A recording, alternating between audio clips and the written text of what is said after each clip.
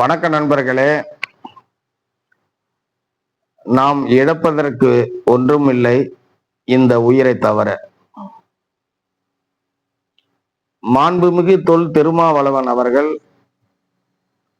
யாருடைய கூட்டணி ஆட்சியில் இருக்கிறார்? திராவிட முன்னேற்ற கழகத்தினுடைய ஆட்சியில் அவர் அங்கம் வகித்து வருகிறார். அவர் இந்த திராவிட முன்னேற்ற கழகத்தினுடைய தொடர் ஆட்சியில் தலித்கள் சித்திரவதை செய்வதும், அடக்குமுறை செய்வதும், ஆணவ படுகொலை செய்வதும் தொடர்ச்சியாக இந்த திராவிட முன்னேற்ற கழகத்தின் ஆட்சியில் உள்ளது.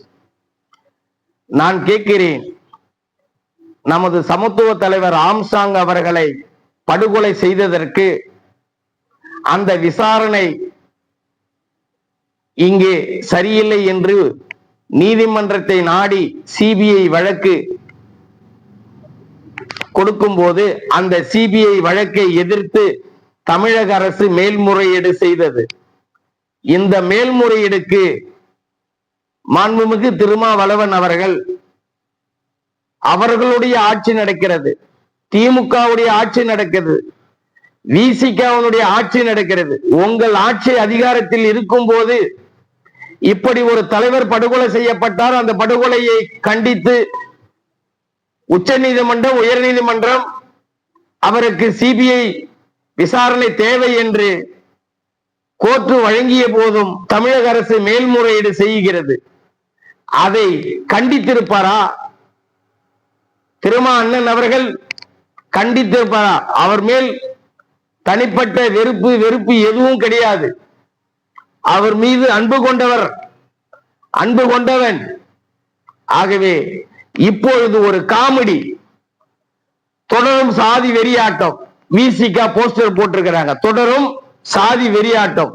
இது மக்களை ஏமாத்துறதற்கு, மக்களை திசை திருப்பதற்கு ஒரு போஸ்டர் போட்டிருக்கிறாங்க.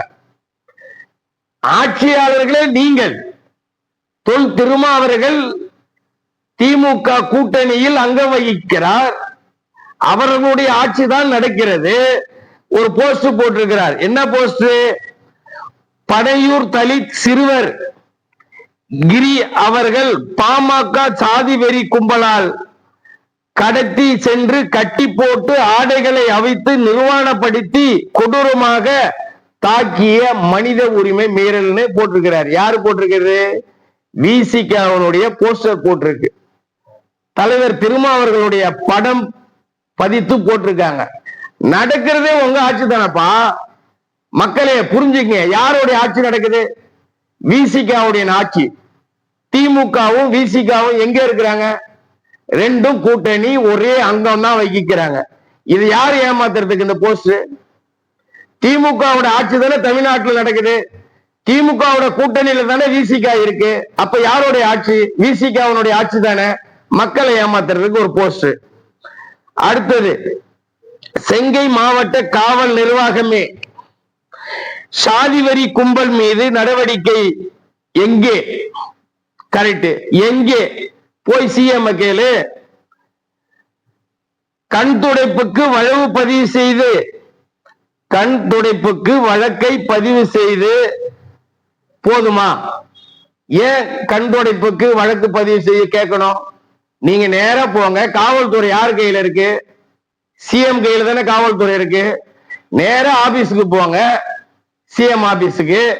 ஏங்க இப்படி நடக்குதுன்னு சிஎம் கேளுங்க. நீங்க ஏன் இந்த மாதிரி போஸ்டர் போட்டு இருக்கீங்க? உங்க ஆட்சியிலே நீங்களே இப்படி கொடுமை நடக்கும், நீங்களே ஆட்சி ஆளுவீங்க, இப்படி ஒரு போஸ்டர் போட்டு மக்களை ஏமாத்துவீங்க. அடுத்தது என்ன இருக்குன்னா, கைது செய்து சிறையில் அடைக்க வேண்டும். சரி, அடிச்சிருவோம். சிறுவர் வகை தடுப்பு சட்டம், ஆள்கடத்தல், மனித உரிமை மீறல், கொலைவெறி தாக்குதல் ஆகிய பிரிவுகளில் வழக்கு சேர்த்திடு. ஏன்பா கெஞ்சறீங்க? நான் கேட்கிறேன், நேரடியாவே அண்ணன் திருமாவை கேட்கிறேன், ஏன் கெஞ்சுற? நேரா போ, சிஎம் பாரு. என் மக்களுக்கு இப்படி ஒரு பிரச்சனை நடக்குது, நான் உன் கூட்டணியில தொடருவா வேணாவா? என் மக்களை இத மாதிரி திருநெல்வேலியில ஆணவ படுகொலை செஞ்சாங்க கவினை. இப்படி பல இடத்துல என் மக்களை சித்திரவதைக்கு உள்படுத்துறாங்க. நேரா போய் சிஎம் கேளு. அடுத்தது, சாதி வெறி கும்பல் வந்த வாகனங்களை பறிமுதல் செய். சாதி வெறி கும்பல் எடுத்து வந்த வாகனங்களை பறிமுதல் செய். ஒரு ஆட்சி ஆண்டுகினே, காவல்துறை உங்க கையில இருந்துகினே, இத மாதிரி பறிமுதல் செய்யல, இந்த பித்தலாட்டம் செய்யல அப்படின்னு சொல்றது நியாயமா மக்களே? நீங்களே கேளுங்க மக்களே. ஆட்சி ஆள்றது விசிகா, திமுக. சாதி வெறியர்கள் வந்த வாகனத்தை பறிமுதல் செய்யணுமா? பறிமுதல் செய்ய சொல்லுப்பா, உத்தரவிடு. போ சிஎம் கிட்ட போ, உத்தரவிடு. இதை விட்டுட்டு பறிமுதல் செய்யணும். இது நாடகமா, ஆர்ப்பாட்டமா? இது என்ன? இது இது இது இது மக்களை என்ன முட்டாளாக்குறது? ஏப்பா, ஆட்சி நடக்கிறது விசிக ஆட்சி, திமுக ஆட்சி. இதுல சிஎம் கையில தானே காவல்துறை இருக்கு. யாரு கையில காவல்துறை இருக்கு? அப்ப சிஎம் கிட்ட நீங்களும் பேசுறது இல்லையா? பேசிக்கிறதே இல்ல. அடுத்தது பாருங்க, போஸ்டர் போட்டது மட்டும் படிக்கிற. தலித் சிறுவன் கிரிக்கு உரிய நீதி வழங்கிடு. இவர் கேட்கிறாரு, ஆட்சி ஆண்டுகினே, விசிக ஆட்சி இருந்துகினே, இந்த தலித் சிறுவன் கிரிக்கு உரிய நீதி வழங்கிடு. வழங்குப்பா.